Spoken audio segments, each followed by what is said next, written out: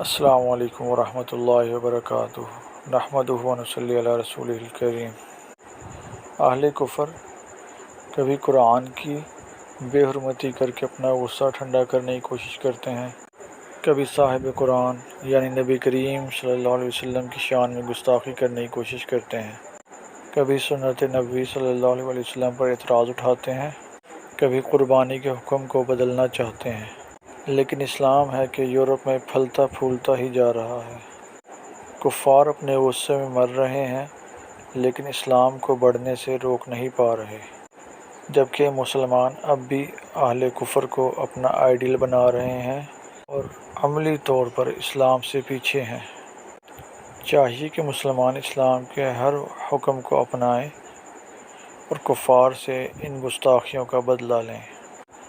Sweden میں قرآن کریم کو نظر آتش کرنے کا گھناؤنا فعل ہر اعتبار سے قابل مذمت اور افسوسناک ہے۔ یہ معاملہ ایک فرد کا نہیں، حکومتی سطح کا ہے۔ مسلم ممالک کے حکمرانوں کو سویڈن سے تجارتی اور سفارتی تعلقات ختم کر دینے چاہیے۔ جس کو اللہ نے جتنی طاقت دی ہے، روز محشر اس سے اتنا ہی حساب ہوگا۔ ہمیں اللہ نے لکھنے اور بولنے کی صلاحیت دی، ہم اس کے جواب دیں۔ جنہیں اللہ نے اقتدار کی قوت دی، وہ اس کے جواب دیں۔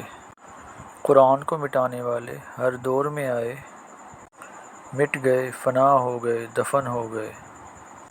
قرآن چمکتا رہا، چمکتا ہے اور چمکتا رہے گا انشاءاللہ۔ قرآن مجید فرقان حمید کے 13ویں پارے کی سورہ حجر کی آیت نمبر 9 میں اللہ سبحانہ و تعالیٰ کا ارشاد ہے، اِنَّا نَحْنُ نَزَّلْنَا الذِّکْرَ وَإِنَّا لَهُ لَحَافِظُونَ۔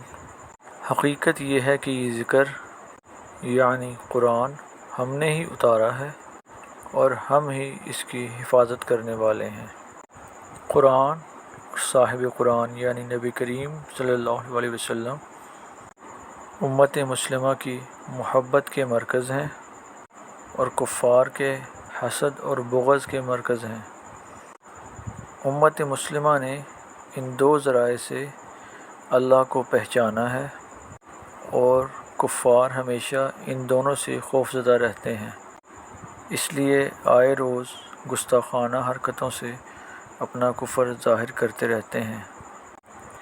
وہ نہیں جانتے کہ اسلام کی فطرت میں اللہ سبحانہ و تعالیٰ نے لچک دی ہے۔ اسلام اتنا زیادہ ہی ابھرے گا جتنا زیادہ اس کو دبانے کی کوشش کریں گے۔ قرآن کریم کسی عام انسان کی نہیں بلکہ اللہ کی کتاب ہے، جس کا احترام تمام انسانیت کے لیے واجب ہے، اور کتاب اللہ کی بے حرمتی سب سے بڑی دہشت گردی ہے۔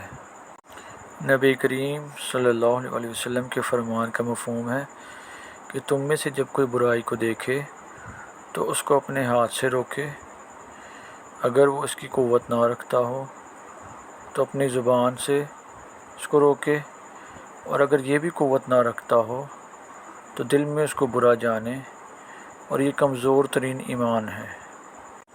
سویڈن کے انتہا پسندوں کی طرف سے قرآن کریم کی بے حرمتی کر کے پھر سے مسلم دنیا کو مشتعل کیا گیا ہے۔ اس پر مسلم دنیا کو باہم متحد ہو کر الحادی قوتوں کے خلاف سخت کارروائی کرنے کی ضرورت ہے۔ اگرچہ اس معاملے پر مسلم ممالک نے شدید رد عمل کا اظہار کیا ہے، لیکن یہ رد عمل ناکافی ہے۔ اسلامی دنیا کو اس معاملے میں مستقل اور سخت لاہ عمل اپنانا چاہیے تاکہ آئندہ کوئی بھی انتہا پسند توہین مذہب کا ارتکاب کر کے عالمی امن کو خطرے میں نہ ڈال سکے۔ اللہ سبحانہ و تعالیٰ سے دعا ہے کہ اس طرح کی گستاخیاں کرنے والے انتہا پسندوں کو ہدایت نصیب فرمائے، اور اگر ان کے نصیب میں ہدایت نہیں ہے تو اللہ سبحانہ و تعالیٰ ان کو نیست و نابود فرمائے۔ آمین برحمتک یا ارحم الراحمین۔